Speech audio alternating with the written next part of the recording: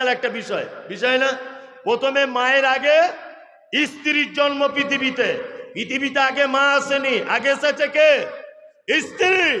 তার মানে ওর মর্যাদাও কম নয়। ও আপনার বাড়িতে এসেছে বলে চাকরের মতো কাজ করাচ্ছেন, চাকরানির মতো আপনি শুধু ফর্দ করে দিচ্ছেন, আজকে এটা করবে কাল ওটা করবে। অত লাট সাহেব নয়, অত সহজ নয়।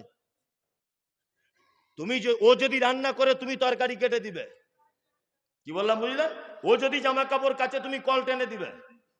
এটাই স্বামী স্ত্রী। যদি বলছেন মৌলী সাহেব আপনি এমন করে বলছেন, তাহলে আমাদের বউগুলো বাড়ি গিয়ে আজকে কি যে করবে। সকালে বলবে চা তুমিই করো, আমি শুয়ে আছি, লেপ থেকে উঠবো না।